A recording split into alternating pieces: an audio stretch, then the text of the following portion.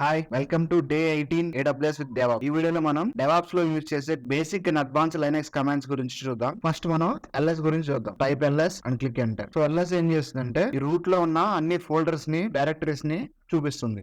So ls అంటే list all అన్నిటిని చూపిస్తుంది. pwd. సో pwd అంటే ప్రెసెంట్ వర్కింగ్ డైరెక్టరీ. ఏ ఫోల్డర్ దగ్గర ఉన్నామో సో అదైతే చూపిస్తుంది. నేను వేరే ఫోల్డర్ లోకి వెళ్తున్నాను. సో ఇప్పుడు cd స్నాప్ అనే ఫోల్డర్ లో ఉన్నాను. సో ఈ స్నాప్ అనే ఫోల్డర్లో ఇవి ఉన్నాయి.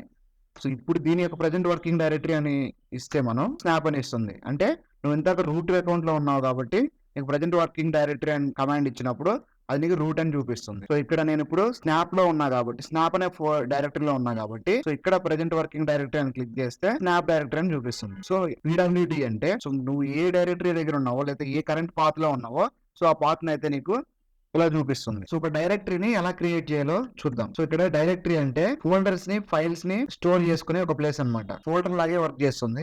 ఒక డైరెక్టరీ క్రియేట్ చేయడానికి mkdir సో మనం ఏ డైరెక్టరీని క్రియేట్ చేయాలనుకుంటున్నామో ఆ డైరెక్టరీకి ఒక నేమ్ ఇవ్వాలి. So mkdir guru1. So guru1 అనే డైరెక్టరీ క్రియేట్ అయిపోయింది. Same mkdir guru2 two directories మనం క్రియేట్ చేసాం. సో ఈ కమాండ్ యూజ్ చేసి డైరెక్టరీస్ ని క్రియేట్ చేయొచ్చు. నెక్స్ట్ డైరెక్టరీస్ ని ఎలా రిమూవ్ చేయాలి? So rmdir space directory name. ఈ డైరెక్టరీ డిలీట్ అయిపోయింది. Next pwd. సో మనం ఇప్పుడు ప్రజెంట్ రూట్ లో ఉన్నాం. సో ఈ రూట్ లో ఉన్న ఏమేమి ఫోల్డర్స్ ఉన్నాయో చూడడానికి ls. సో ls లో సో ఈ రూట్ లో రెండు డైరెక్టరీస్ ఉన్నాయి. గురు అలాగే స్నాప్ అనే రెండు డైరెక్టరీస్ ఉన్నాయి. సో ఇప్పుడు నేను గురు అనే డైరెక్టరీలోకి వెళ్ళాలనుకుంటున్నాను. సో cd-guru2 cd-డైరెక్టరీ నేమ్ ls. సో ఆ డైరెక్టరీలో ఏం ఫోల్డర్స్ ఏం లేవు. సో ఇప్పుడు present working directory guru. So first మనం రూట్ లో ఉన్నాము. సో ఆ రూట్ లో నుంచి మనం గురు అనే డైరెక్టరీలోకి వెళ్ళాలనుకున్నాం.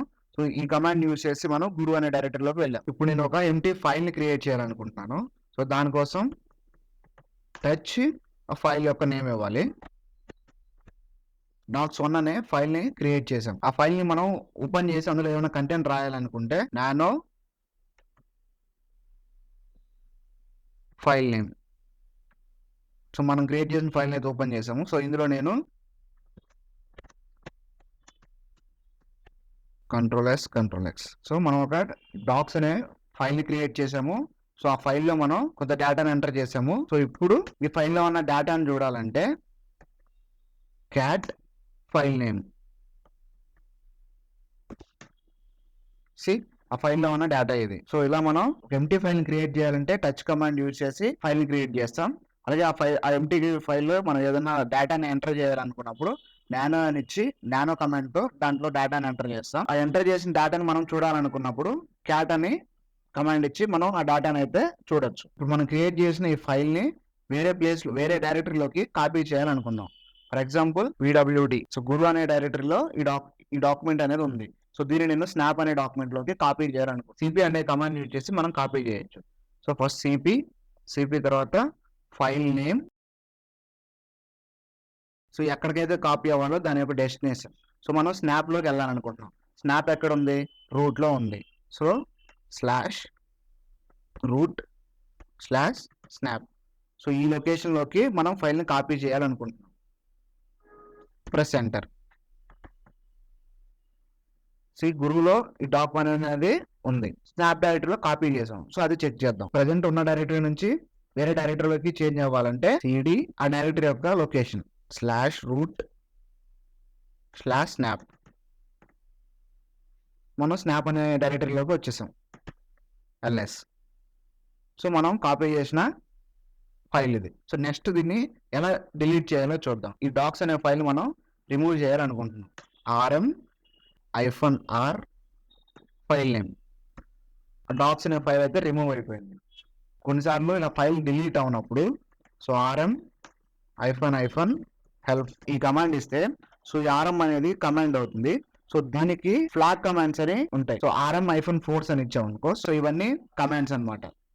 సో ఇది rm అనేది కమాండ్, ఇది ఫ్లాగ్స్ లేదా ఆప్షన్స్. ఫర్ ఎగ్జాంపుల్ ఆ ఫైల్ ని యూజ్ చేసేటప్పుడు మనం ఫైల్ ని డిలీట్ చేయలేం. అయినా కూడా నువ్వు డిలీట్ చేయాలనుకున్నప్పుడు -f ఇచ్చి డిలీట్ చేస్తే ఫైల్ అనేది డిలీట్ అయిపోతుంది. ఈ ఫ్లాగ్ కమాండ్స్ ని యూజ్ చేసి కూడా మనం ఫైల్ ని డిలీట్ చేయొచ్చు. సో ప్రెసెంట్ మనం స్నాప్ అనే ఫోల్డర్ లో ఉన్నాం. సో ఇప్పుడు మనం రూట్ అనే ఫోల్డర్ లో చేంజ్ అవ్వాలి. So change directory -root. So ఇప్పుడు మనం రూట్ లో ఉన్నాం. ls అని టైప్ చేస్తే ఆ రూట్ లో ఉన్న డైరెక్టరీస్ అన్నిటిని చూపిస్తుంది. సో ఇక్కడ కొన్ని హిడెన్ ఫైల్స్ కూడా ఉంటాయి. సో అలాంటి హిడెన్ ఫైల్స్ ని చూడాలనుకుంటే ls-a. సో ls-a అంటే హిడెన్ ఫైల్స్ ని కూడా మనకు చూపిస్తుంది. మనం ఫైల్ ని ఎలా కాపీ చేయాలో చూసాం. ఇప్పుడు ఒక డైరెక్టరీ మొత్తాన్ని ఎలా కాపీ చేయాలో చూద్దాం. -r directory name space location so ఈ గురు అనే డైరెక్టరీని స్నాప్ అనే డైరెక్టరీలో కాపీ చేస్తున్నా. ls ఆల్రెడీ రూట్ లొకేషన్ లో గురు అనే ఫోల్డర్ ఒకటి ఉంది. Go to snap.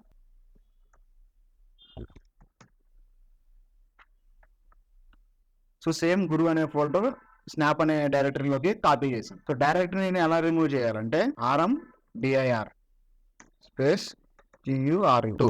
ఈ rmdir అనే కమాండ్ ని ఎంటీ డైరెక్టరీని అయితేనే డిలీట్ చేస్తాం. ఆల్రెడీ ఈ డైరెక్టరీలో ఒక డాక్స్ అనే ఫైల్ ఉంది. సో అందుకని ఇది డిలీట్ చేయలేదు. rm-r directory name.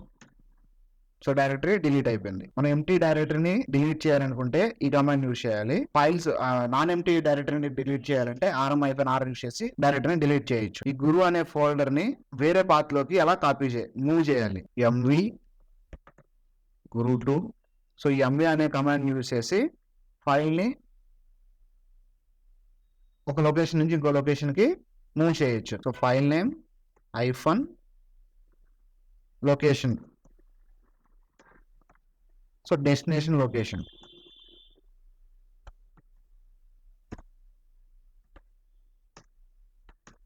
cd snap. So snap అనే లొకేషన్ లోకి వెళ్ళి ls ఈ గురు అనే డైరెక్టరీ మూవ్ చేసాం.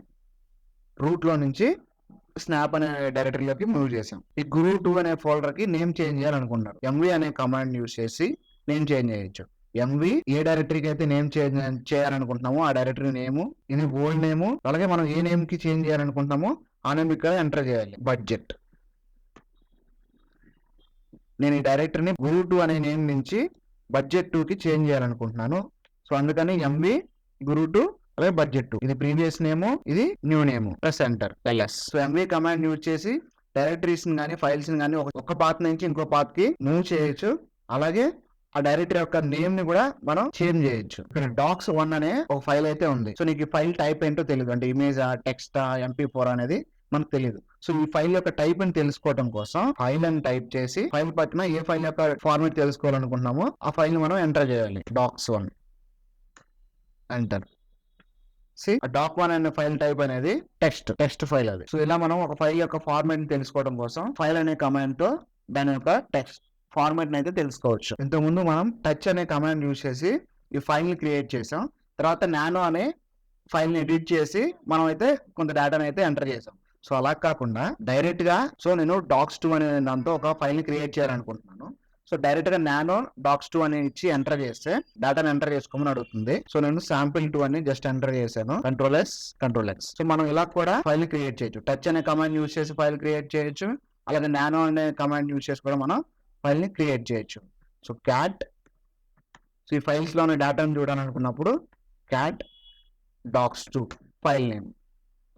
సో sample2 అనే మనం ఎంటర్ చేస్తాం. ఇప్పుడు మనం ఒక లినక్స్ యూజ్ చేస్తున్నాం. సో ఆ లినక్స్ యొక్క వర్షన్ తెలుసుకోవాలనుకున్నాం అనుకో, uname -r.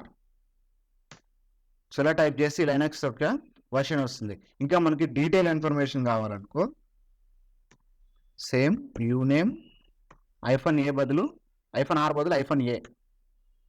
సో ఈ లినక్స్ యొక్క డీటెయిల్స్ ఇన్ఫర్మేషన్ అనేది వస్తుంది. మ్యాన్ అని ఇచ్చి ఆ కమాండ్ ఎంటర్ చేస్తే సో ఆ కమాండ్ లో ఉన్న ఫ్లాగ్ కమాండ్స్ గురించి అసలు కంప్లీట్ ఆ కమాండ్ గురించి ఫుల్ డీటెయిల్ ఇన్ఫర్మేషన్ అనేది ఇస్తుంది. సిపి కమాండ్ గురించి తెలుసుకోవాలనుకున్నప్పుడు సో మ్యాన్ అని టైప్ చేసి సిపి అని ఎంటర్ చేస్తే సో ఆ సిపి కమాండ్ కి సంబంధించిన డీటెయిల్ ఇన్ఫర్మేషన్ అంతా ఇక్కడ మనకు చూపిస్తుంది. సో సిపి కమాండ్ ఎందుకు యూజ్ చేస్తాము, ఆ ఫ్లాగ్ కమాండ్స్ ని ఎలా యూజ్ చేయాలి అంతా కూడా ఇక్కడ మెన్షన్ చేసి ఉంటుంది. మనం మిషన్ లాంచ్ చేసినవన్నీ ఫస్ట్ మనం అప్డేట్ చేస్తాం. సో ఈ అప్డేట్ చేయడానికి కమాండ్ ఏంటంటే command sudo apt-get update. So ఈ కమాండ్ యూజ్ చేస్తే మన సాఫ్ట్వేర్ లో ఉన్న ప్యాకేజెస్ అన్ని అప్డేట్ అవుతాయి. ఈ లినక్స్ వెర్షన్ మొత్తం అప్డేట్ అవ్వాలంటే same sudo apt get upgrade. So update అంటే అన్ని ప్యాకేజెస్ అప్డేట్ అవుతాయి. అప్గ్రేడ్ అంటే మొత్తం ఓఎస్ మొత్తం అప్గ్రేడ్ అవుతుంది. So sudo apt get -upgrade. Yes